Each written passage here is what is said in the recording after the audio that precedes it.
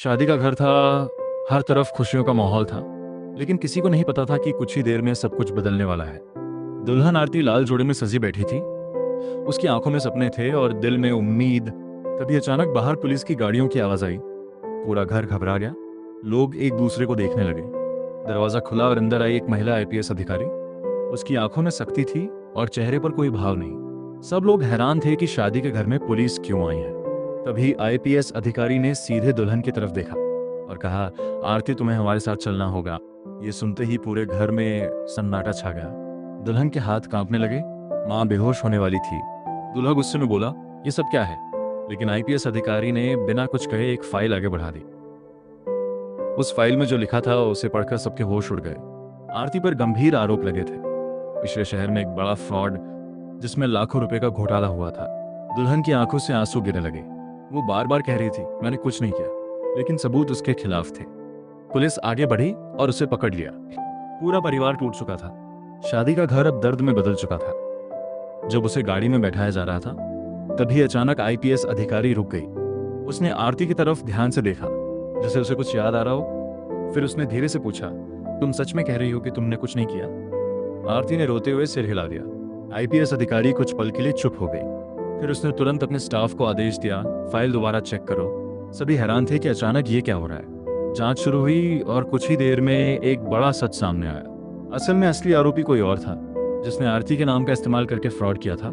IPS अधिकारी ने तुरंत आदेश दिया, उसे छोड़ दो। पूरा घर फिर से हैरान रह गया। आरती जमीन पर बैठ गई और जोर जोर से रोने लगी। आईपीएस अधिकारी ने उसके पास जाकर कहा, मुझे माफ करना, लेकिन कानून अपना काम करता है। लेकिन कहानी यही खत्म नहीं हुई थी। आईपीएस अधिकारी ने एक और नाम लिया, जिसे सुनते ही दूल्हे का चेहरा सफेद पड़ गया। वो नाम खुद दूल्हे का था। जैसे ही आईपीएस अधिकारी ने दूल्हे का नाम लिया, पूरा माहौल एक बार फिर सन्नाटे में डूब गया। दूल्हे के चेहरे से पसीना टपकने लगा और उसकी आंखें डर से फैल गईं। सब लोग उसकी तरफ देखने लगे, जैसे सच अब सामने आने वाला हो। दुल्हन आरती ने कांपती आवाज में पूछा, ये क्या करिए आप? आईपीएस अधिकारी ने गहरी सांस ली और फाइल खोलकर सबूत सामने रख दिए। इस पूरे फ्रॉड के पीछे तुम्हारा होने वाला पति है। ये सुनते ही आरती की दुनिया जैसे थम गई। जिस इंसान के साथ वो जिंदगी बिताने वाली थी, वही उसके नाम का इस्तेमाल करके धोखा दे रहा था। दूल्हा पीछे हटने लगा, जैसे वहां से भाग जाना चाहता हो, लेकिन पुलिस पहले से तैयार थी। 2 कांस्टेबल आगे बढ़े और उसे पकड़ लिया। वो जोर जोर से चिल्लाने लगा, मैंने कुछ नहीं किया, ये सब झूठ है। लेकिन इस बार सबूत उसके खिलाफ थे। बैंक ट्रांजैक्शन, नकली साइन, सब कुछ साफ दिखा रहा था। आरती की आंखों से आंसू रुक नहीं रहे थे। वो बस एक ही बात सोच रही थी, जिसे मैंने अपना सब कुछ माना, वही मुझे बर्बाद करने पर तुला था। आईपीएस अधिकारी ने सख्त आवाज में कहा, इसे गिरफ्तार करो। और अगले ही पल दूल्हे के हाथों में हथकड़ी थी। पूरा घर ये सब देखकर स्तब्ध था। कुछ देर पहले जहां शादी के गीत बज रहे थे, अब वहां सिर्फ सिसकियों की आवाज थी। आरती जमीन पर बैठ गई और खुद को संभालने की कोशिश करने लगी। आईपीएस अधिकारी उसके पास आई और धीरे से बोली, तुम मजबूत हो, तुमने सच का साथ दिया है, लेकिन आरती के लिए यह सब बहुत भारी था। उसने कांपते हुए कहा, मेरा भरोसा ही टूट गया, अब मैं कैसे जी पाऊंगी?